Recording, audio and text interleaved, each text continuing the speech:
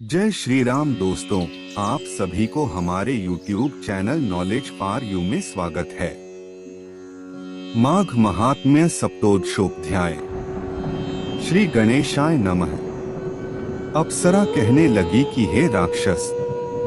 वह ब्राह्मण कहने लगा कि इंद्र इस प्रकार अपनी अमरावती पुरी को गया। सो हे कल्याणी, तुम भी देवताओं से सेवा किए जाने वाले प्रयाग में माघ मास में स्नान करने से निष्पाप होकर स्वर्ग में जाओगी। सो मैंने उस ब्राह्मण के यह वचन सुनकर उसके पैरों में पड़कर प्रणाम किया और घर में आकर सब भाई बांधव, नौकर चाकर, धनादिक त्याग कर शरीर को नष्ट होने वाली वस्तु समझकर घर से निकली और माघ में गंगा यमुना के संगम पर जाकर स्नान किया। सो हे निशाचर, 3 दिन के स्नान से मेरे सब पाप नष्ट हो गए और 27 दिन के पुण्य से मैं देवता हो गई और पार्वती जी की सखी होकर सुख से निवास करती हूँ।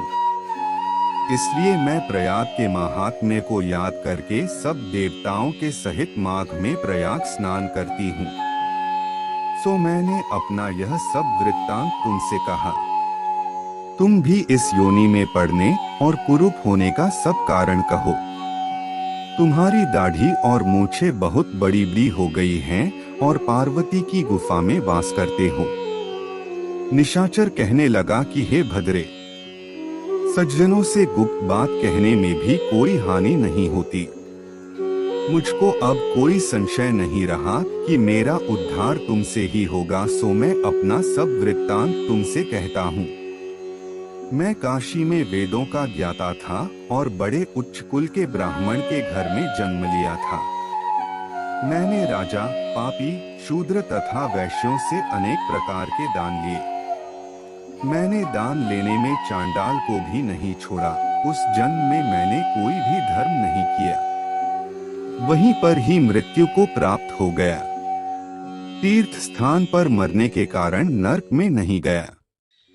पहले 2 बार गिद्ध योनि में, 3 बार व्याघ्र योनि में, 2 बार सर्प योनि में, 1 बार उल्लू की योनि में और अब 10वीं बार राक्षस हुआ हूँ और सैकड़ों वर्षों से इसी योनि में हूँ।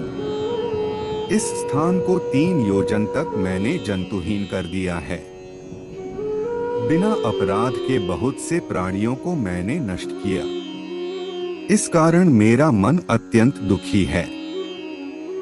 तुम्हारे दर्शन से चित्त में कुछ शांति अवश्य आई है, क्योंकि सज्जनों का संग तुरंत ही सुखदायी होता है। मैंने अपने दुख के कारण आपसे कहे और सज्जन लोग सदैव दूसरे के दुखों से दुखी होते हैं। अब यह बताओ कि इस दुख रूपी समुद्र को कैसे पार कर सकता हूँ। क्या क्षीर सागर हंस को ही दूध देता है, बगुले को नहीं देता?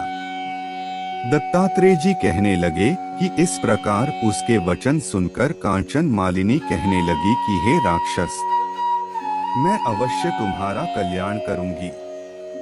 मैंने दृढ़ प्रतिज्ञा की है कि तुम्हारी मुक्ति के लिए प्रयत्न करूंगी। मैंने बहुत बार प्रयाग में स्नान किया है। वेद जानने वाले ऋषियों ने दुखी को दान देने की प्रशंसा की है। समुद्र में जल बरसने से क्या लाभ? प्रयाग में स्नान करने का 1 बार का फल मैं तुझे देती हूँ। उसी से तुमको स्वर्ग की प्राप्ति होगी। उसके फल का अनुभव मैं कर चुकी हूँ। तब उस अप्सरा ने अपने गीले वस्त्र का जल निचोड़कर जल को हाथ में लेकर माघ स्नान के फल को उस राक्षस को अर्पण किया।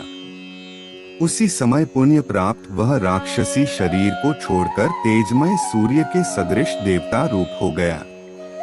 आकाश में विमान पर चढ़कर अपनी कांति से चारों दिशाओं को प्रकाशित करता हुआ शोभायमान हुआ और कहने लगा कि ईश्वर ही जानता है तुमने कितना उपकार मुझ पर किया है। अब भी कृपया कुछ शिक्षा दो जिससे मैं कभी पाप न करूं। अब मैं तुम्हारी आज्ञा पाकर स्वर्ग में जाऊंगा। तब कांचन मालिनी ने कहा कि सदैव धर्म की सेवा करो, काम रूपी शत्रु को जीतो, दूसरे के गुण तथा दोषों का वर्णन मत करो।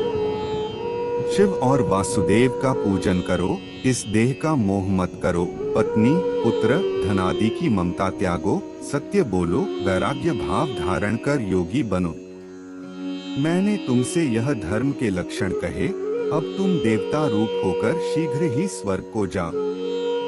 दत्तात्रेय जी कहने लगे कि इस प्रकार गंधर्वों से शोभित वह राक्षस कांचन मालिनी को नमस्कार करके स्वर्ग को गया और देव कन्याओं ने वहां आकर कांचन मालिनी पर पुष्पों की वर्षा की और प्रेम पूर्वक कहा कि हे भद्रे, तुमने इस राक्षस का उद्धार किया।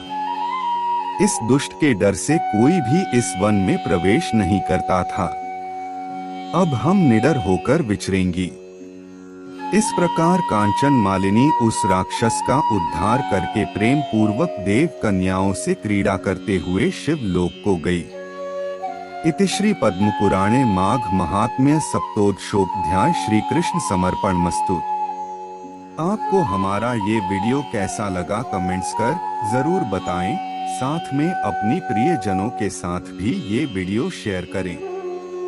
ऐसे नई जानकारी के लिए हमेशा हमारे चैनल नॉलेज फॉर यू से जुड़े रहिए। फिर मिलेंगे हमारा अगला वीडियो में नई जानकारी के साथ। तब तक के लिए आज्ञा दे। नमस्कार।